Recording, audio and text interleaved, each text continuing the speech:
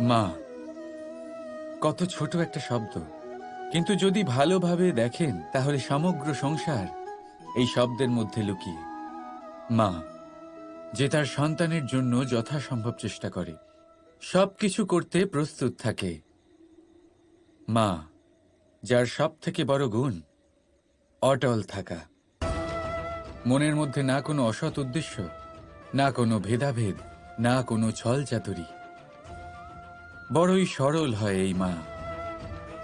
সন্তান যদিও বা মিছে মিছে কেঁদে ওঠে, মায়ের মনে হয় সন্তানের হয়তো সত্যিই খিদে পেয়েছে। মা জন্মদাত্রী হোক বা পালিকাই হোক, স্বর্গ, এই স্বর্গ আমরা মায়ের চরণের তলায় খুঁজে পাই। তাই এই মাকে আমাদের শত কোটি প্রণাম। রাধা রাধা। সহনশীলতা মায়ের দ্বিতীয় সব থেকে বড় গুণ। কথায় আছে যে পৃথিবীর থেকে বেশি সহ্য শক্তি আর কারণ নেই।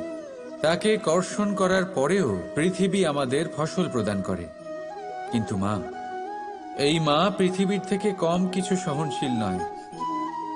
একবার ভেবে দেখুন, 9 মাস অবধি সন্তানকে নিজের গর্ভে ধারণ করে। এই সহনশীলতা কি কোনো পুরুষ দেখাতে পারবে? এই সহনশীলতা কি কোনো পিতা দেখাতে পারবে? মহিলার মধ্যে যতই শক্তি থাকুক, সহনশীলতার পরিভাষা সে মা হওয়ার পরেই লাভ করে। নিজের অস্তিত্বকে ভুলে গিয়ে সন্তানের অস্তিত্ব তৈরি করে। গর্ভে শিশুর পদাঘাত খেয়েও আনন্দের সাথে তাকে দুধ খাওয়ায়। এই হলো মা। আর এই মা জননীকে আমাদের শত কোটি প্রণাম। রাধা রাধা। মায়ের আরেকটা সব থেকে মহান গুণ পরিস্থিতির সাথে নিজেকে মানিয়ে নেওয়ার অদ্ভুত শক্তি। যেভাবে একজন মা নিজেকে মানিয়ে নিতে পারেন, আর কেউ তা পারে না।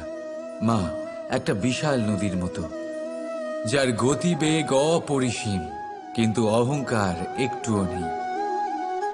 যেভাবে একটা নদী পথের অনুকূলে প্রবাহিত হয়, সেভাবে একজন মা নিজের সন্তানের স্নেহে ঢলে পড়ে, পরিস্থিতি যাই হোক না কেন। সন্তানের ঘুমনোর সময়ের সাথে নিজের ঘুমনো, সন্তানের জাগার সময়ের সাথে নিজের জেগে ওঠা, সন্তানের পছন্দ মতো খাবার সে নিজের পছন্দের খাবার বানিয়ে নেয়। এটা মায়ের আঁচলই বটে, যা রোদে ছায়া হয়ে আসে, যা শীতে কম্বলের কাজ করে। মা মা এমন হয় যে সন্তানের যাতে ঘুম না ভাঙে, সেই জন্য সে এক পাশ হয়ে ঘুমানোর অভ্যেস করে নেয়। আর পরিস্থিতির সাথে শুধুমাত্র সেই মানিয়ে নিতে পারে যে সন্তানকে প্রকৃত ভালোবাসে। এই মাকে আমার শত কোটি প্রণাম। রাধা রাধা। মায়ের আরো দুটো মহান গুণ, সাহস আর সম্বল। সাহস এটা যে সে তার সন্তানের জন্য সব কিছু করতে পারে, আর সম্বল যে সে তার সন্তানকে কখনো ভেঙে পড়তে দেবে না। একবার ভেবে দেখুন, যখনই আপনি আহত হন, চিৎকারের আগে মায়ের নাম কেন আসে? ভেবে দেখুন, যখন আপনার শক্তির প্রয়োজন পড়ে, সাহসের প্রয়োজন পড়ে, সামনের পথ আপনি দেখতে পাচ্ছেন যা অত্যন্ত কঠিন মনে হচ্ছে, তখন মুখ থেকে মায়ের নামই কেন বেরোয়?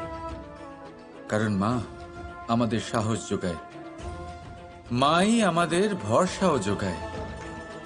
মা জানেন কি করে আমাদের আঙুল ধরে আমাদের হাঁটতে শেখাতে হবে। মা এটাও জানে যে কিভাবে কান ধরে আমাদের সঠিক পথে নিয়ে আসতে হবে। এই রকম সাহসী মায়েদের আমার শত কোটি প্রণাম। রাধা রাধা।